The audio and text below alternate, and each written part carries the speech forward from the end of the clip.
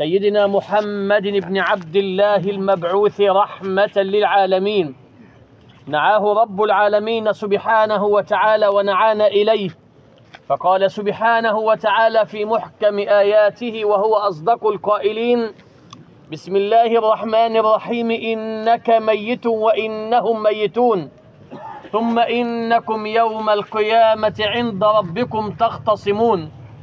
أيا من بدنياه انشغل وغره طول الأمل، الموت يأتي بغته والقبر صندوق العمل. حبيب رسول الله صلى الله عليه وسلم، كل ابن أنثى وإن طالت سلامته دوما على آلة حدباء محمول، وإذا رأيت يوما جنازة محمولة فاعلم بأنك بعدها المحمول. اللحظة حبيب رسول الله صلى الله عليه وسلم نقف أمام القبر، وبعد لحظات نكون داخل القبر. حبيب رسول الله صلى الله عليه وسلم، رسالة من الله عز وجل للحبيب صلى الله عليه وسلم ولكل من قال لا إله إلا الله محمد رسول الله صلى الله عليه وسلم، يقول له فيها: يا محمد صلى الله عليه وسلم، عش ما شئت فإنك ميت، وأحبب من شئت فإنك مفارقه، واعمل ما شئت فإنك مجزي به، واعلم بأن شرف المؤمن قيامه لليل وعزه استغناؤه عن الناس. حبيب رسول الله صلى الله عليه وسلم، العمر مهما طال لا بد من دخول القبر، والليل مهما طال لا بد من طلوع الفجر، فالموت كأس وكل الناس شاربه، والقبر باب وكل الناس داخله، فيا ليت شعري بعد القبر ما الدار. حبيب رسول الله صلى الله عليه وسلم يقول أحد الصالحين: أتيت القبور فناديتها فأين المعظم والمفتخر، وأين المذل بسلطانه، وأين المزكى إذا ما افتخر، تساووا جميعا فما مخبر، وماتوا جميعا ومات الخبر، فيا سائلي عن أناس مضوا، أما لك فيما مضى معتبر، أما لنا في السابقين عبرة، أما لنا فيهم عظة. حبيب رسول الله صلى الله عليه وسلم، قيل لنبي الله نوح عليه السلام: يا أطول الأنبياء عمرا، كيف وجدت الدنيا؟ قال: كدار لها بابان، دخلت من أحدهما وخرجت من الآخر. حبيب رسول الله صلى الله عليه وسلم، ما أحسن أن يرجع العبد إلى ربه سبحانه وتعالى، وليعلم بأنه مهما طال عمره لا بد وأن يرجع إلى ربه.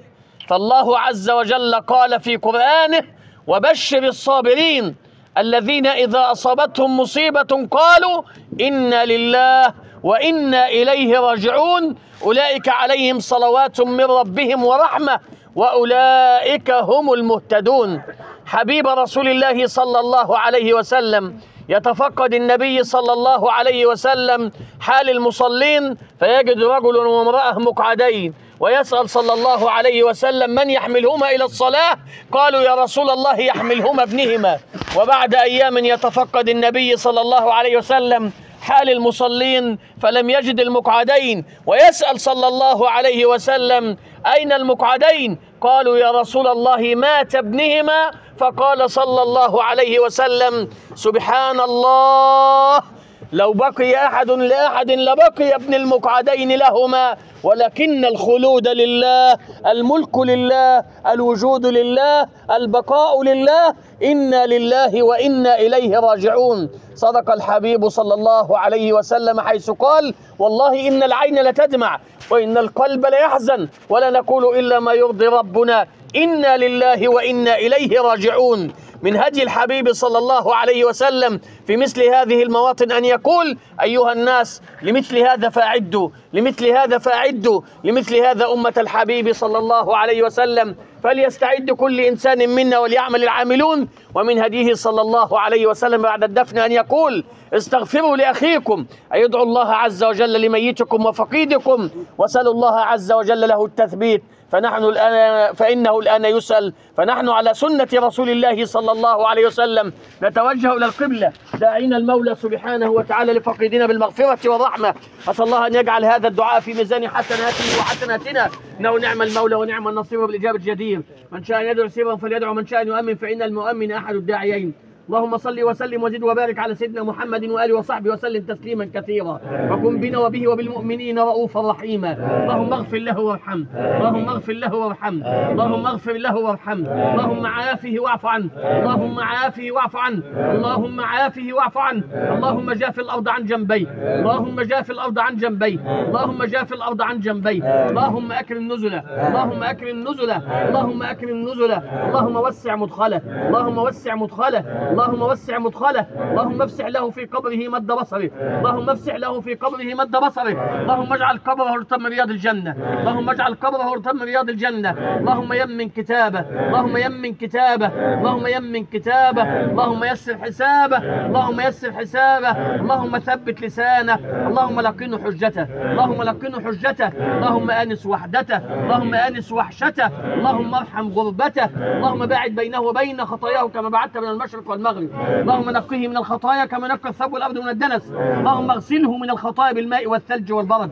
اجعل مرضه كفارة له، ثقل به موازينه، ثقل به موازينه، ادخله الجنة بغير حساب ولا سابقة عذاب.